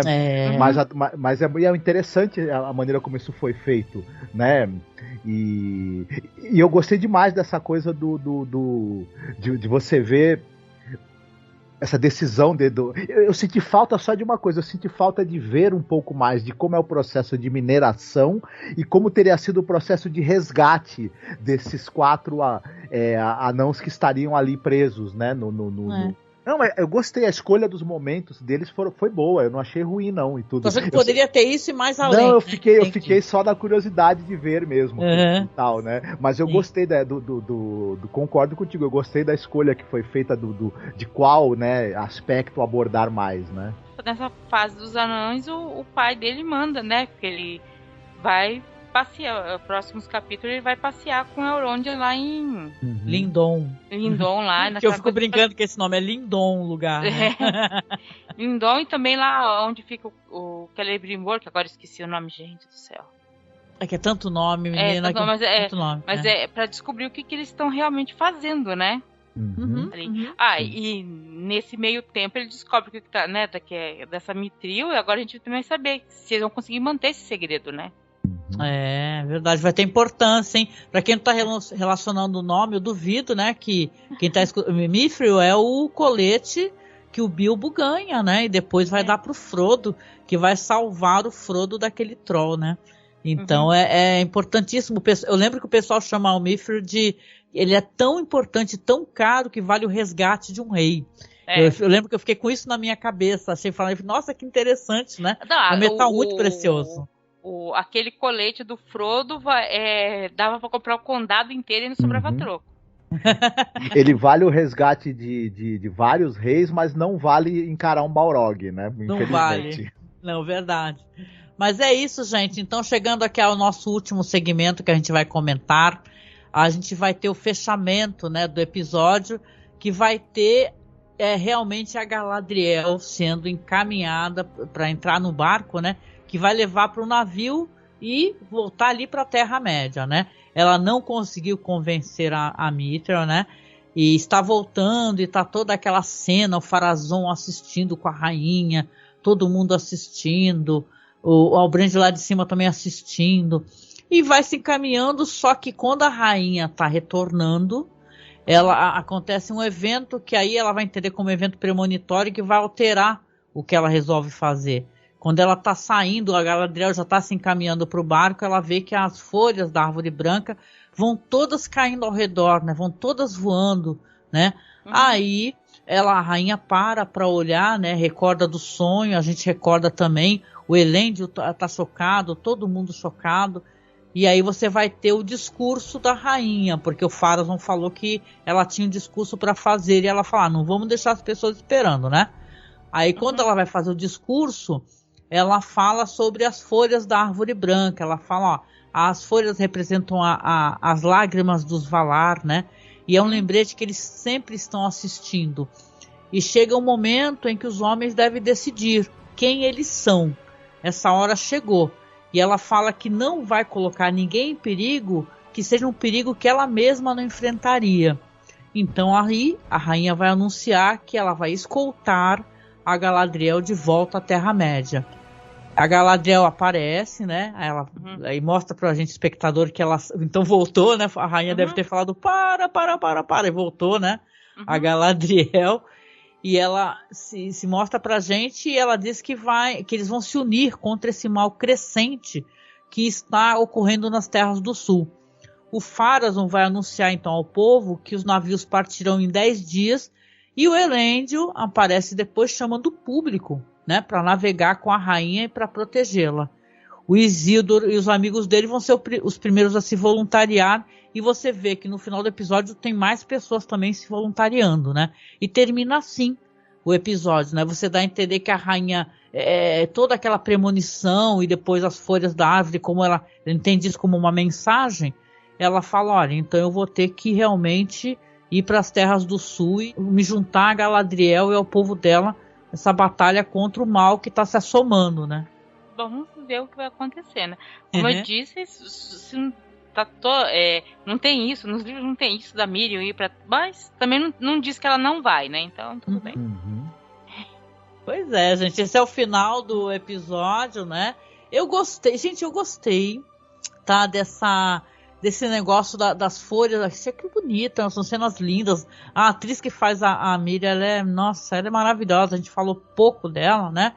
E é uma atriz, eu acho que excepcional também. Ela passa toda essa angústia, indecisão, e ao mesmo tempo ela fica revoltada com o que a outra fala para ela, né? Vou chamar teu supervisor, né? O texto dela tá bom, né? Tá ótimo, o texto dela tá bom pra ela interpretar. Né? É uma rainha muito digna, né? Interessante de acompanhar. Uma regente, né? E tal, né? Que ela é uma rainha regente. Mas caramba, é um final legal, gente. Eu gostei. Assim, isso de que naqueles vão pra Terra-média pra combater o mal. Quer dizer, isso já tem um precedente antes. A ilha de Valinor foi. Ilha de Valinor não. A ilha de Númenor foi criada por pessoas que lutaram contra o mal. Então, assim, isso fala pro povo de lá. É claro que provavelmente nos próximos capítulos você vai ver gente dizendo que não vai, alguma coisa assim, porque a ilha tá meio dividida. Mas eu achei que ela conseguiu contornar isso, porque ela tava com vontade de fazer alguma coisa, né? E ela conseguiu mexer com o povo, ela conseguiu uma saída política para isso. Sim. Né? Porque se dependesse da Galadriel, ia ser só na porrada, né?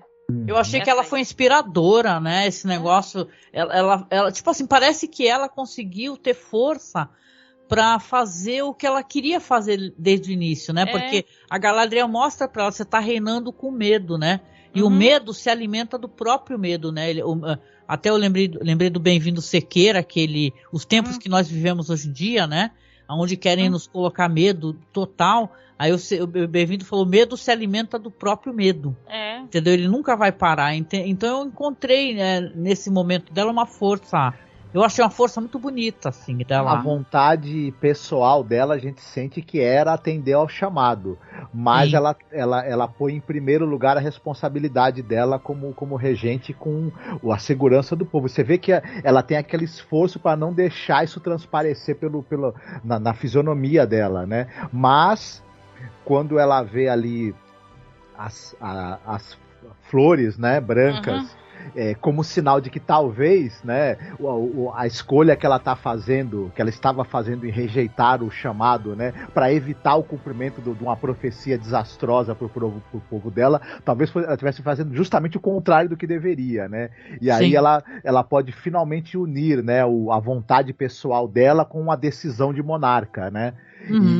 Enfim. Mas ela é realmente política, porque, por exemplo, ela tem a vontade de fazer, mas ela sabe que tem que ser no momento correto. Claro. E do jeito correto. Ela não pode chegar e falar assim, a Galadriel é razoavelmente conhecida, né, como uma grande guerreira e tal. A Galadriel chegou aqui pedindo ajuda, nós vamos dar ajuda. Ela sabe que tem toda uma intriga política ali naquele reino, que ela não pode só chegar falando, eu quero fazer. De qualquer jeito, qualquer discurso, não, eu acho que é o mais correto, porque talvez tenha um rei aqui e tudo mais. Ela tem que fazer, e isso é o que sabe, puxar o lado da emoção. Olha, as folhas da árvore sagrada, tal, sabe? Você tem que fazer isso, porque você tem que puxar a emoção também, né? Pra você conseguir fazer algo razoável, né? Legal, muito bom. Então, com isso eu quero aproveitar aqui e pedir para vocês as suas notas, né? A gente já fez a gente já mostrou o que a gente pensou de cada segmento, mas que nota que você, Nilda, minha amiga, você daria para esse episódio aí, na sua opinião? A esse episódio eu vou dar 7, porque apesar de ter acontecido várias coisas, eu acho que teve problemas nas cenas, teve alguns problemas de... A cena da luta lá mesmo, que é muito mal feita, sabe? Que eu acho que tem algumas coisas que poderiam... Mesmo lá com os orcs, apesar de ter acontecido uma coisa melhor, mas depois daquela cena... tudo bem que era pro Arondir fugir. Talvez eles não tenham sido muito eficientes em capturar o menino e o Arondir, porque tinham ordem para deixar ele fugir, né? Mas eu achei que as lutas, sabe, não foi muito legal. Não foram tão bem feitas assim, né? Sim. Mas caminhou bem a história, sabe? Acho que um 7. Boa, minha amiga. E você, Marcos? Eu vou com a Nilda nessa nota. Eu vou dar 7 também.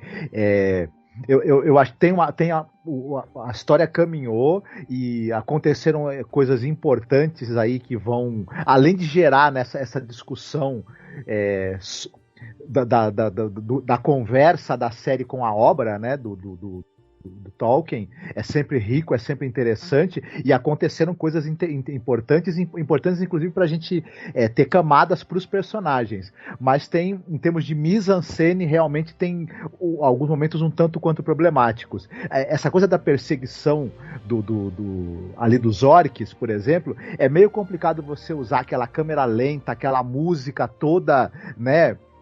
Quiseram imitar visivelmente o Senhor dos Anéis, né? A E parte aí de Casa gera, Dune, né? e aí você gera esse anticlímax deles deixando o cara fugir e tudo, e etc. Então, parece que o conteúdo e a forma acabaram não casando tanto. E tem algumas cenas problemáticas no núcleo também lá de Númenor, embora tenha acontecido coisas importantíssimas lá também, né? E tudo. Então eu tenho pontos muito positivos, né? Mas alguns pontos também a criticar. Eu também vou com a mesma nota dele, eu dou um 7 também. Tá certo. Olha, eu vou de 8, gente, porque eu acho que o episódio foi lindo de acompanhar, foi impressionante a gente ter essas visões do que vai acontecer com o Númenor, né? E tal, que você tem, até não comentei, mas o pessoal tá lançando um livro, não estamos ganhando nada com isso, tá? Um livro aí que vai sair pela Amazon, né? Que você tem ali a Queda de Númenor, né? Um livro que o pessoal tá comentando, e muita gente tá animada, porque afinal de contas tem as ilustrações do Alan Lee, né? Que é um desenhista famoso, né? Justamente porque o Peter Jackson, né? Utilizou muito o Alan Lee, né? Para poder até formatar as ideias do que apareceria em Senhor dos Anéis. E tá todo mundo muito ansioso, né? Que esse negócio, e você vê as ondas se aproximando, destruindo tudo, Só comentar, porque esse livro é um compilado, ele iria sair, mas não já. Aí anunciaram... Tá na pré-venda, né? Aí anunciaram a série. Aí saiu. Entendeu? Ou seja, né? Ataque Ele de oportunidade. não iria sair esse ano, mas aí com a série eles deram uma adiantada. Não só na tradução, toda a publicação. Não quer dizer que é mal feito, mas é tipo a HarperCollins, que é a editora oficial, falou: nós temos que lançar agora. Né? É o famoso ataque de oportunidade, né, gente? Eles têm vários livros que vão lançar aqui no Brasil, que nunca tinham sido publicados. Esse não ia publicar agora, mas tem a série, né? Então vamos publicar. Verdade, muito bom. E é isso, né, gente? Eu achei um bom episódio, sim. Lamento aquela cena de luta, né? Se é pra fazer cenas assim, não façam isso, né? Com a personagem, porque ficou até engraçado, né? O corte da cena depois ele empurrando os caras, né? Ficou muito, tipo, sei lá, né? Podia ser o Chaves ali, né? E de resto, assim, a gente brinca, mas veja bem, a gente gostou do episódio, a gente mostrou. Aliás, gravar esse podcast, eu digo que, e até pra vocês talvez escutar, é muito legal, porque você consegue entender várias coisas, são 3 cabeças pensando, a Nilda ajuda, explica várias coisas, a gente pesquisa, coloca algumas coisas também do audiovisual, então tá sendo incrível, tá? Mas às vezes, mesmo com a história andando, como a gente mostrou, e com cenas tão bonitas, eles poderiam ter, né, melhorado algumas cenas, ou compor melhor esses personagens, apesar que eu tenho a impressão que a Galadriel vai seguir assim até o final da temporada, duvido que se altere, mas se alterar é bem-vindo, né? Mas foi um episódio legal, o The Great Wave, né? Vamos ver o que o próximo nos aguarda, né? Estamos ansiosos de qualquer jeito. E chegando aqui aos finalmente, eu quero agradecer a minha amiga querida Nilda Alcarinque, que está aqui nos apoiando, nos ajudando a formatar, fazer esse podcast. Nilda, deixa o seu recado aí para os nossos ouvintes, minha amiga querida. Não, só vejam a série, eu ainda estou gostando bastante, tá? Eu espero que no próximo episódio tenha pés peludos, senti falta deles hoje. Sim! Falar isso. Pés peludos, eu quero pés peludos, mais pés peludos e mais anãos, tá? Aliás, é muito estranho escutar na versão dublada anãos, mas eles dublaram como anãos. Certinho, Tá, gente? E muito obrigado pela audiência. Vejam, escutem lá pelo YouTube também, para dar uma força aí pra Angélica e pro Marcos conseguirem pagar as contas do Gente, podcast. A gente tá aqui assim, a gente brinca, a gente fala tudo brincando, mas a gente tá cara, precisando de dinheiro desesperado. Não é que, infelizmente, assim, como eu disse, eu vou no supermercado, né? Esses dias eu recebi um reajuste da terapeuta. A terapeuta, olha, eu vou ter que reajustar. Eu falei, eu vou no supermercado, eu sei que você precisa reajustar, sabe? Porque pois é, né? Tá todo mundo com problema, né? Tá difícil, gente. Tá, mas enquanto a gente pudesse ajudar, cada um dá uns R$5 ali, uns R$10 ao outro, a gente vai sobreviver. Um ajuda o outro, né? E assim, uma mão lava a outra e as duas lavam o rosto, né? Aquele ditado, né? Mas obrigada, viu, Nilda? Obrigada, minha querida, pelas palavras. E obrigada a você, Marcos, também. Mais um podcast, meu querido. Sim, eu que agradeço. Gostei demais da conversa. Ai, que bom. O Marcos é super sucinto, gente. Ele é assim mesmo, viu? É o jeitão dele, né? Eu já tô bem acostumada já. Mas olha, eu agradeço também a vocês, a você que está aqui nos acompanhando, seja no YouTube, seja no podcast. Lembra de compartilhar, viu, o nosso podcast, de como eu pedi lá no começo, ficar no YouTube, fica com a gente, comenta, compartilha, para que mais pessoas conheçam o que a gente está fazendo. E se você acha que a gente merece, se você puder, seja nosso padrinho, seja nossa madrinha, nos ajude a passar por essa tempestade que está sendo esse governo Bolsonaro. Tomara que esse cara saia o quanto antes. Vamos tentar tirá-lo no primeiro turno. Sim, nós falamos de política. Aqui, se você segue cada um de nós, você vai ver a gente falando de política também, porque a gente não se foge disso de jeito nenhum. Só vou explicar um motivo que a gente tem. Não é que ele vai deixar de ser presidente assim que sair o resultado da eleição. Mas é que se tivesse, assim, ele tá vendendo, assim, ele tá cortando dinheiro da merenda, do Minha Casa, não é Minha Casa Minha Vida, do Casa Brasil lá, verde e amarelo. Sim. Ele tá tirando todo o dinheiro que pode disso para tentar comprar voto, gente. Exatamente. Exatamente. Então, senão você mais um mês dele fazendo isso. Pelo amor de Deus, sabe? Pelo amor de Deus, fora a violência, gente. As pessoas estão sendo atacadas por ter um colante do PT. Gente, isso é coisa séria. Se você tá nos escutando, bota a mão no coração. Até o Ciro Gomes, que eu posso ter 1000 críticas à campanha dele, até ele tá sendo atacado por esse povo, gente. Se a pessoa põe um adesivo Ciro Gomes ou Simone Tebet, também tá sendo atacado, gente. Sabe? Não precisa nem tá vermelho ali, não. Sim. Vamos tirar esse cara, pelo amor de Deus. Dando nome aos bois, tanto o nosso atual presidente quanto seus seguidores, eles são nazifascistas. Toda vez que esse tipo de gente teve a ingerência, né, o controle de uma nação, essa nação caminhou para um desastre total e para ser arrasada. E é o que pode acabar acontecendo com a nossa, se a gente não botar esse pessoal para correr já. Né? E tirar todo e qualquer espaço que eles possam reivindicar para desobedecer a lei, para inverter a ordem das coisas e para perseguir outras pessoas e querer anular o Estado Democrático de Direito. Quem quer fazer isso, o lugar dessa pessoa é na cadeia, dentro da letra da lei, né? Sim, exatamente. Ódio e nojo, gente, ódio e nojo.